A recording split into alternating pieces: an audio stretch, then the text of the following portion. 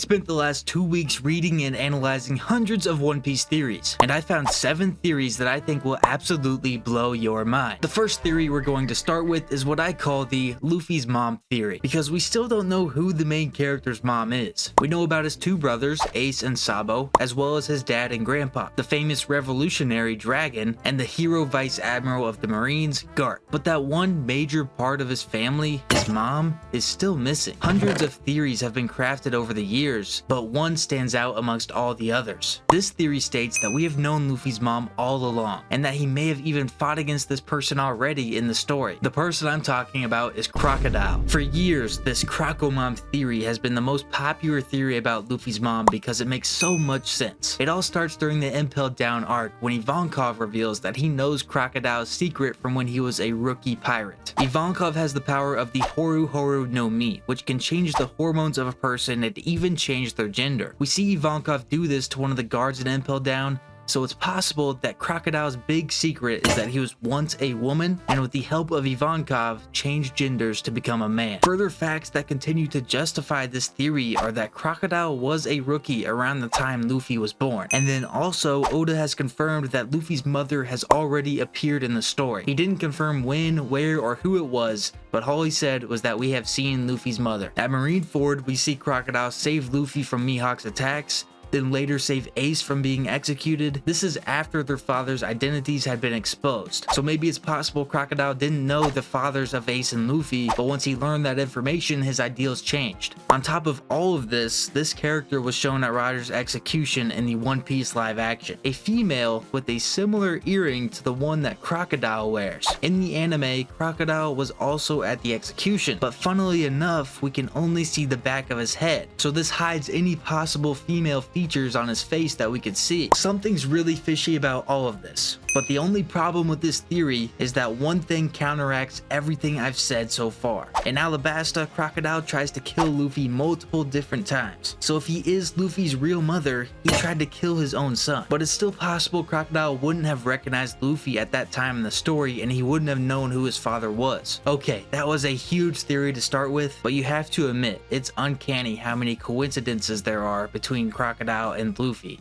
The next theory in this video involves Marshall D. Teach, otherwise known as Blackbeard. There are countless theories about Blackbeard on the internet, ranging from how he obtained 2 devil fruit powers, why he's hunting specific people to steal their devil fruits, his different personalities, and many others. The specific theory I'm going to talk about in this video is his secret 3rd devil fruit. To start this theory, like the last one, we're going to talk about Impelled Down. This One Piece prison is directly based off of Dante's Inferno. If you don't know what that is, Dante's Inferno is basically a representation of the 9 circles of hell, which has a gradual descent into increasing levels of punishment, the same as the levels in Impelled Down. At the bottom of this prison is Satan himself, with 3 heads. Blackbeard's flag also has 3 heads, and we've also seen him with 3 different personalities throughout the story. Speaking of 3s, in Norse mythology there are 3 different realms: Niflheim, Midgard, and Helheim. By using the devil fruit of darkness, the Yami Yami no Mi, Blackbeard can take away powers and put people into a world of nothingness. Niflheim is a cold and dark realm in Norse mythology, so it's pretty similar. Midgard is the realm of Middle-earth, so this is where all the people and animals live. With the power of the Gura Gura no Mi, Blackbeard can now manipulate the earth and destroy the world, or the Midgard. We also know that Blackbeard has a very strange body.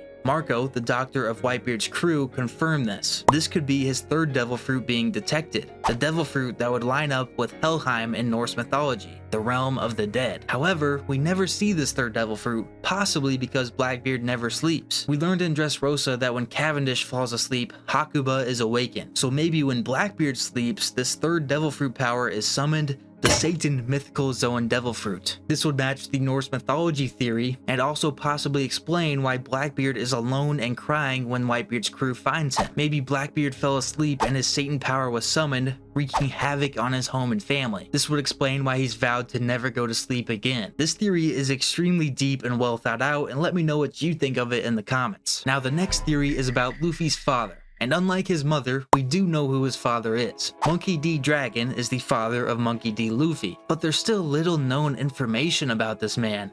And out of the few things we do know, his devil fruit power is not one of them. So this theory is about his devil fruit, and there's 3 different possibilities for Dragon's devil fruit power. The only evidence we have to go off of is his appearance in Logtown, where a massive wind and rainstorm comes out of nowhere right before he saves Luffy. Based on this, the popular theory is that he has a Wind Logia devil fruit, but there's another theory that says he has a mythical Zoan Thunderbird power. The Thunderbird would explain multiple things: the lightning bolt saving Luffy's life, how Dragon is able to travel so fast, and possibly the X-shaped scars on Dragon's face. In mythology, Thunderbird wings are sometimes depicted as X's, and the scars on Dragon's face kind of look like X's. The last devil fruit theory, and my personal favorite, is that he has the Rain God devil fruit. We know how Luffy's devil fruit Nika translates to Sun God. Dragon could be the Rain God. All the way back in Skypiea, they mentioned a Forest God, Earth God, and Rain God in the Nolan flashbacks. If the Sun God has a devil fruit power, it's probably safe to assume the other 3 god forms also have devil fruits. The Rain God would also explain Dragon's appearance in Logtown and the storm that was there. I think that one of these 3 theories is correct,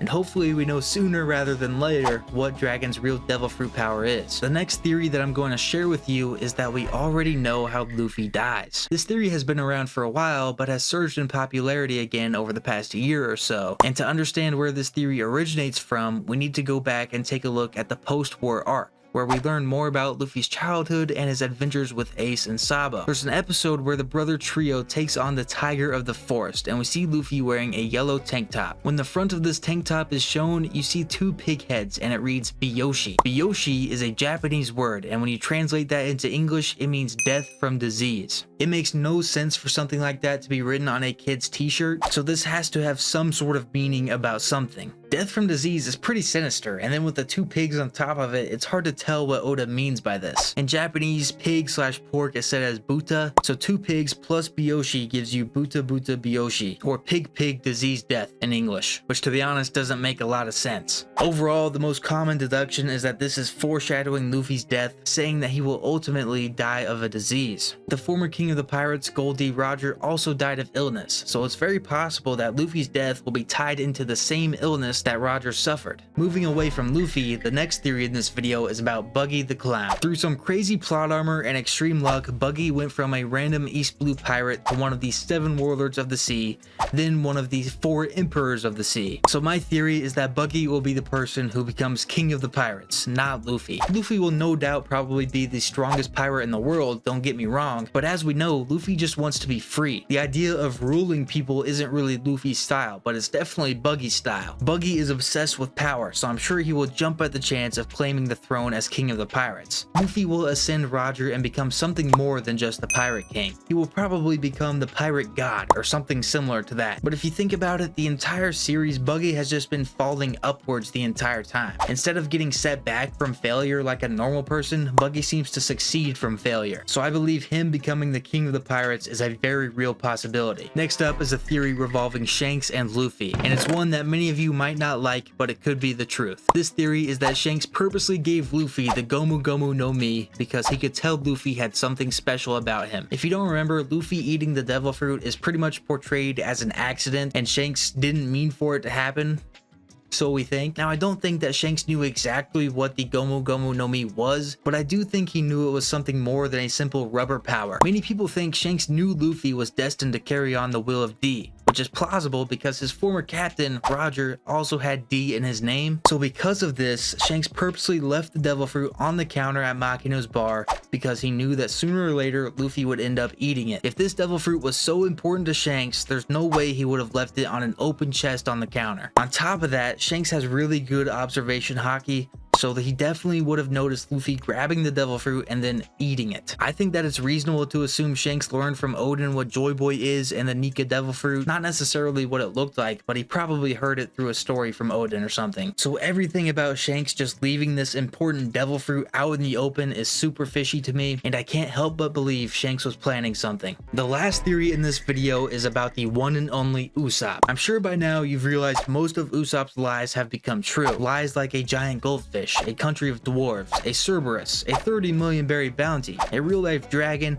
all became true. And there's more lies than that. Those are just a few examples. The theory in this is that Usopp isn't actually lying. Too many of these lies have come true now for it to just be a coincidence, so people think he's unintentionally using really advanced future sight. In Usopp's mind, he thinks he's making something up, but in reality, he's subconsciously saying something that will happen in the future. You know, this could make sense. Most of the time when he lies, it's in a stressful situation, so the nerves and the stress of that situation could end up making him unknowingly tap into a vision of the future and his mouth just spits it out. Just something to think about. Let me know your opinion on these theories in the comments, and if you enjoyed this video, check out my last video about swordsmen in One Piece.